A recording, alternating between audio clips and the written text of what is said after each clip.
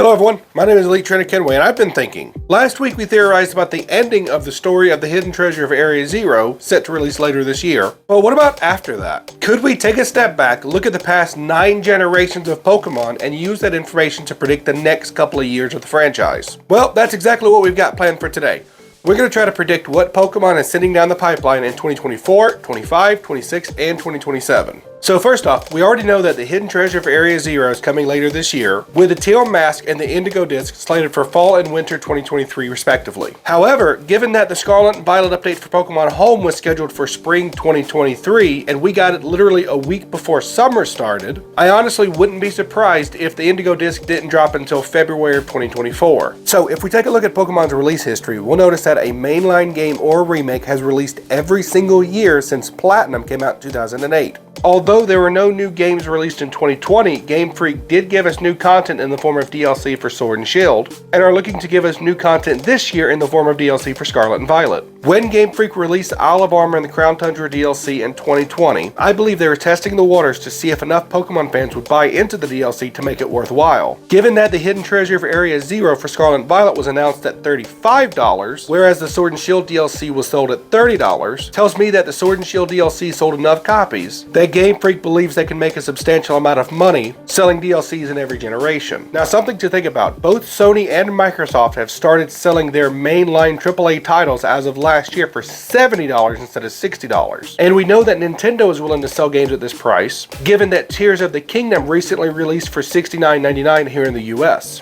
Now, while Scarlet and Violet released at the typical price of $59.99, they absolutely could release a second pack of DLCs for Scarlet and Violet for $35, and if they sold enough copies between the hidden treasure of Area Zero and pack number 2, that would bring Pokemon more profit than back in the day when they were selling third enhanced versions of every generation. And that's why I believe that Scarlet and Violet will release its second batch of DLC in fall 2024 and spring of 2025. And if I had to take a guess on the plot of DLC 3 and 4, I would say that DLC 3 would see us use the time machine to go into Paldea's past, and DLC 4 would see us use the time machine to go into Paldea's future. Right then, moving on to fall 2025, here's where I actually have some bad news. I don't believe we're getting Legends Celebi or Legends Kyurem in 2025, and I also don't believe we're getting a BDSP style remake of Heart Gold and Soul Silver. Keep in mind, this isn't me telling you guys what I want to see in Pokemon's future. This is me telling you what I realistically think we're going to get in Pokemon's future. If this were a video about what I would want to see in Pokemon's future, it would include a Ken Sugimori style remake of Red, Blue, and Yellow. But that's not what this video is about. My realistic expectations is that because Pokemon's 30th anniversary is coming up in 2026, Game Freak is going to want to be 100% focused on Generation 10. And keeping up with the trend of releasing something new every year, I believe that Pokemon will give us a new game in 2025, but it's going to be another ILCA project. Whether we like it or not, BDSP sold more copies than Omega Ruby Alpha Sapphire, Heart Gold and Soul Silver, and Fire Red and Leaf Green. My point is this, BDSP proved that there is money to be made by the Pokemon Company by utilizing ILCA's talents to create new games in between generations. Financially, Brilliant Diamond Shining Pearl was a massive success for ILCA, so we can absolutely expect another ILCA project in the future. And obviously, if ILCA were working on another game, it would either be a Heart Gold Soul Silver remake or a Black and White remake. But I already said I don't think we're getting a Heart Gold Soul Silver remake, so let me explain why. In my opinion, Brilliant Diamond and Shining Pearl negate the need for a Heart Gold and Soul Silver remake, because you can get every Generation 1 and 2 Pokemon in Brilliant Diamond Shining Pearl. Older fans like myself want to revisit Johto because that's what we're nostalgic for, but we have to remember that we're not the primary demographic. The reason these remakes were necessary in the first place was so that new players could have access to old Pokemon. Let's Go Pikachu and Eevee were an exception to the rule. Think about it, Let's Go Pikachu and Eevee was developed specifically to ride the hype for Pokemon Go in 2016.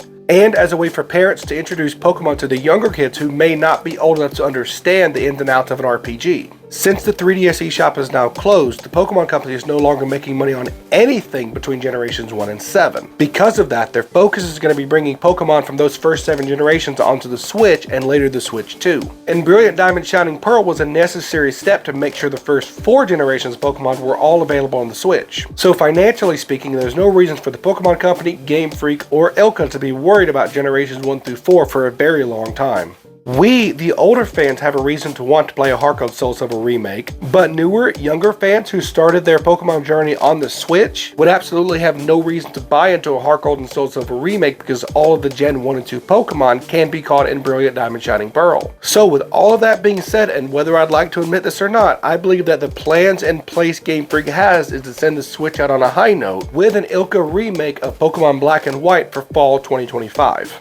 And since all of Generation 5's Pokemon are already coded into Pokemon Home, they can offer home compatibility on launch day. I believe the Switch's successor, for now we'll call it the Switch 2, is either going to be released fall 2025 or spring of 2026. If you bought your original Switch on launch day in 2017, your Switch would be 9 years old in spring of 2026. I believe that there is a realistic possibility Nintendo will release the Switch 2 in fall of 2025. However, I think by pushing it out just a few months and releasing it in spring of 2026 instead, I believe that Nintendo believes they could push a small but substantial amount of OG Switch owners into buying a Switch Lite or Switch OLED before the Switch 2 drops in spring of 2026. And by Pokemon releasing a Gen 5 remake on the Switch in fall 2025, that would also work to push more OG Switch owners to buying a Switch Lite or Switch OLED, buffing up the overall number of Switch sales before the Switch 2 drops. Whether the Switch 2 releases in fall 2025 or spring 2026, I don't believe that Pokemon is going to put a remake up as its first title on the new console. Again, I want to reiterate that Let's Go Pikachu and Eevee was an anomaly, and that had Pokemon Go not taken off the way it did, Game Freak was probably never going to release a Kanto remake on the Switch. With 2026 being Pokemon's 30th anniversary, pretty much everybody expects Generation 10 to come out on the Switch 2 in fall 2026. As for 2027, depending on the sales numbers for Scarlet and Violet's DLC, which again they don't release to the public, we will likely see Generation 10 DLC in fall 2027. And if we ever do get Legends Kyurem, I believe that's going to happen in the spring of 2028. So that's pretty much it. That's my predictions for the next 4 years of Pokemon. I absolutely stole this concept from Dusty Gogoat, so if you promise not to tell Dusty, I will never make a video like this again. Hope you guys have a fantastic week and I'll see you soon. Peace.